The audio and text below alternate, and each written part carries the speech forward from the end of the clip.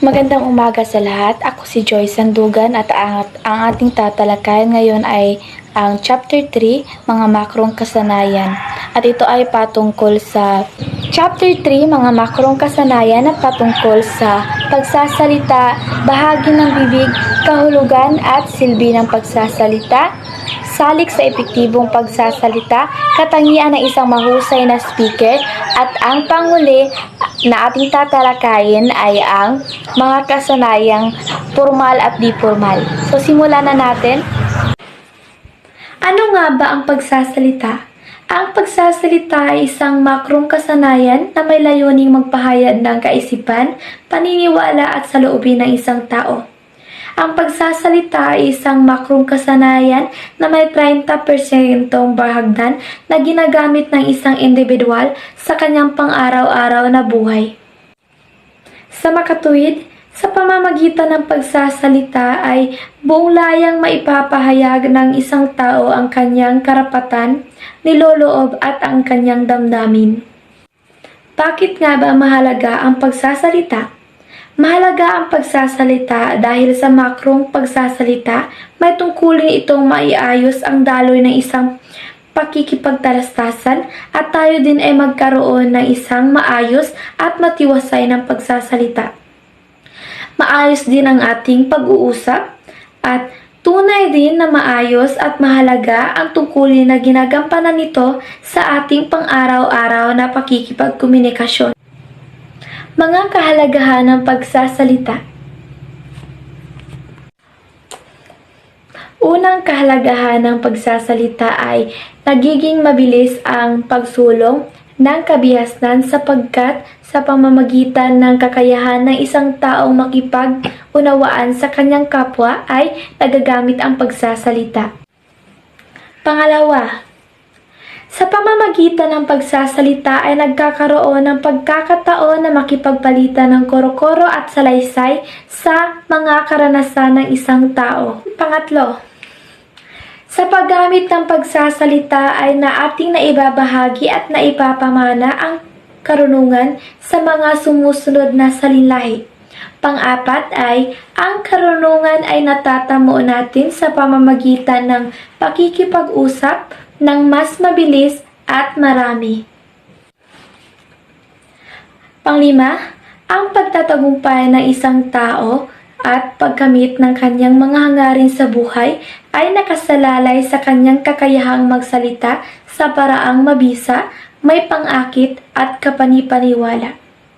Pang-anim, mas madaling makakuha ng kaibigan at kapalagayan ng loob ang isang taong mahusay magsalita. Pang-pito, higit na mas nakakalamang at may oportunidad ang taong mahusay magsalita. Pang-walo, maaari nating magamit ang kasanayan sa pagsasalita sa iba't ibang paraan, kasama na dito ang mga gawaing pang-akademiko. Sa paaralan, kailangan nating sumagot sa mga tanong, mga gawain, at magsulat sa iba't ibang subject. At kailangan din nating mag-interview ng mga tao, magkwento, at magtalumpati kung kinakailangan, at kailangan din nating magpaliwanag ng mga iba't ibang uri, tuwiran, at iba pa. Salik sa epektibong pagsalita, kaalaman, sapat na kaalaman sa bokabularyo o talasalitaan, sapat na kaalaman sa gramatika, sapat na kaalaman sa kultura at lipunan ng mga taong sangkot sa pakipagtalastasan. Kasanayan, sa mabilis na pag-iisip, sa paggamit ng mga sangkap sa pagsalita, kalinawang magsalita, buo at malakas ang tinig, tiwala sa sarili, makatulong sa nagsasalita na mahihatid ang mensahe na malinaw, tumpak at sa mas organisadong paraan. Magiliw at kawili-wiling pakinggan, malawak ang kaalaman, palabasa, palaisip, mayaman ang koleksyon ng ideya, may interes sa paksang tinatalakay, objektibo, may sense of humor, gumagamit ng mga angkop ng salita, nare-respeto ang pagkakaiba ng tagapakinig, sapat at angkop ang lakas ng tinig, malinaw at husto ang pagkabigkas ng salita. Narito naman ang pangangailangan sa mabisang pagsasalita. Una, kaalaman. Upang maging mahusay na tagapagsalita, mananalumpati, kailangang may laman ang ating sasabihin. Pangalawa, tiwala sa sarili. Upang maging mahusay na tagapagsalita, dapat ikaw ay may tiwala sa iyong sarili. Pangatlo, kasanayan.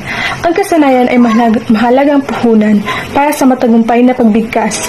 Ang may kasanayan ay makikita mo sa kanya ang tamang tindig, masasabi mo na siya ay may tiwala sa sarili. Mga kasanayan sa pagsasalita.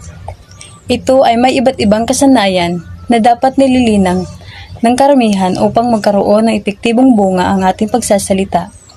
Ito ay hinahati sa dalawang sitwasyon, ang di-formal at ang formal na sitwasyon. Uunahin natin ang di-formal na sitwasyon. Ang di-formal na sitwasyon, ito ay may 6 na kasanayang di-formal sa pagsasalita. Una ay ang pakikipag-usap. Pangalawa ay ang pagpapakilala sa sarili o sa ibang tao. Pangatlo, pakikipag-usap sa telepono. Pang-apat, pagbibigay ng panuto. Pang-5, pagkukwento at ang pang-6 ay ang pagkikipagdebate. Sa 6 na kasanayang di-formal na pagsasalita, una ay ang pakikipag-usap.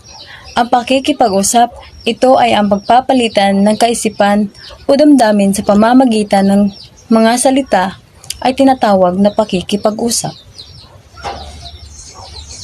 Pangalawa ay ang pagpapakilala sa sarili o sa ibang tao.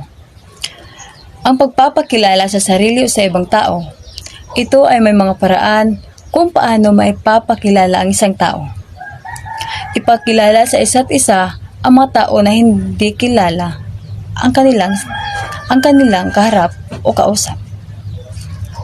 Lalong-lalo na kung may kasama mo ang una mong ipakikilala sa taong di niya kilala at lalo na kapag mas matanda. Dapat madali mong makuha ang kanyang pangalan. Pangatlo ay ang pakikipag-usap sa telepono. Ang pakikipag-usap sa telepono, sa pamamagitan ng telepono, nakakapagpalitan ng mga impormasyon at karanasan ang bawat taong nag-uusap gamit ang telepono, na kung saan ay nagsasagutan sila ng kanilang mga katanungan. Pagbibigay ng direksyon at panuto. Yan ay ang ika-4 na di-formal na kasanayan sa pagsasalita.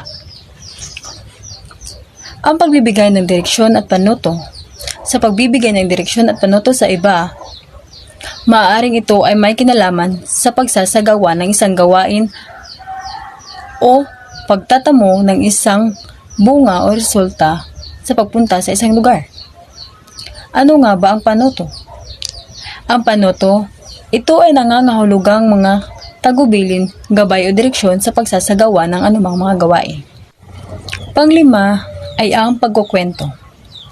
Ang pagkukwento, ito ay isang formal na kasanayan na pagkatapos mapanood ang isang pelikula o teleserye ay kinukwento ito sa mga kakilala, kamag-anak, mga kapatid, mga anak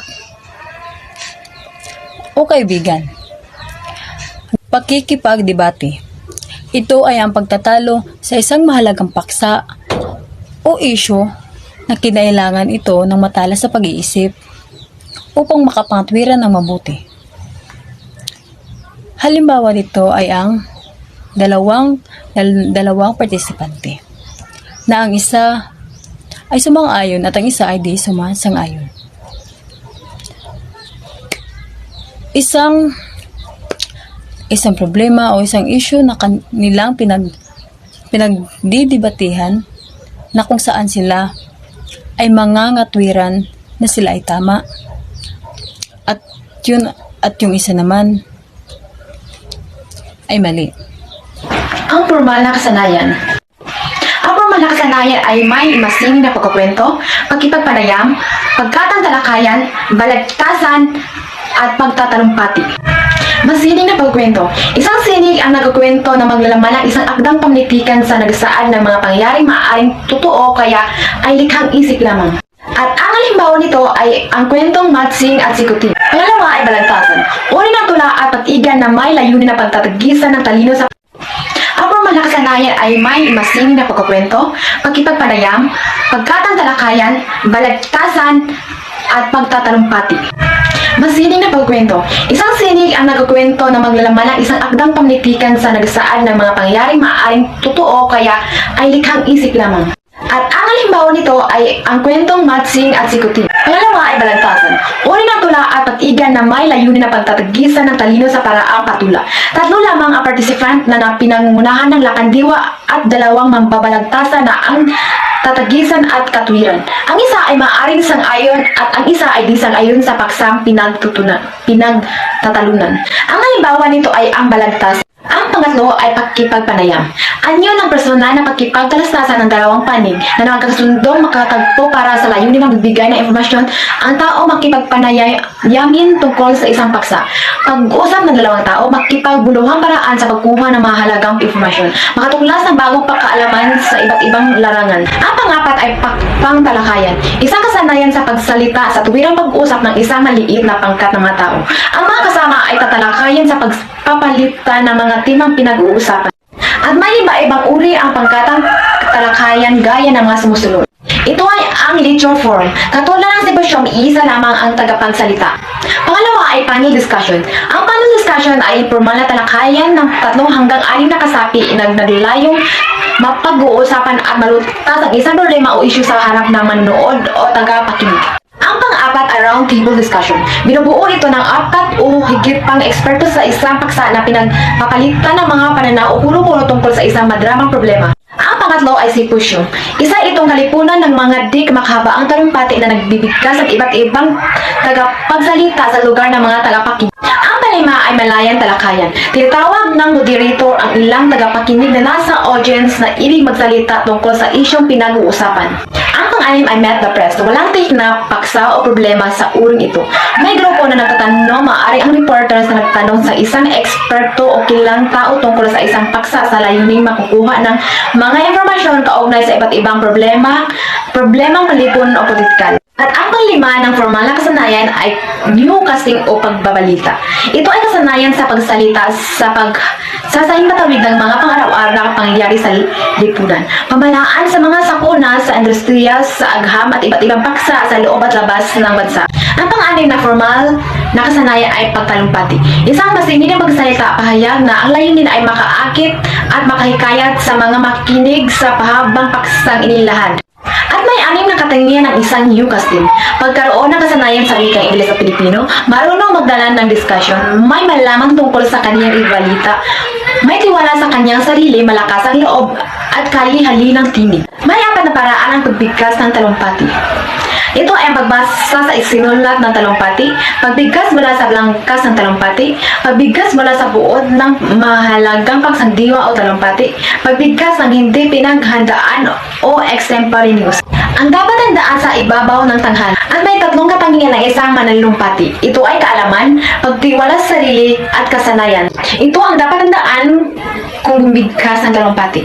Tindig. Mahalaga ang tindig sapagkat sa pamagitan nito ay masukat kaagad ang nasa tagapakinig kung anong uri ang nananalumpati ang nasa harap nila. Galaw. Ito ay may 2 uri ng galaw na tinutukoy. Una, ang galaw ng katawan. Kung lumilipat sa ibang panig ang entablado o ang galaw ng bahagi ng katawan. Kung kumukupas ang bawat galaw, ay dapat na may kahulugan. Kumpas. Gumagamit ng kumpas upang bigyan diin ang pinapahayag. Tinig. Maisagawa ito sa pamagitan ng iba't iba ng bigkas, diin, intonasyon, hinto, at uri.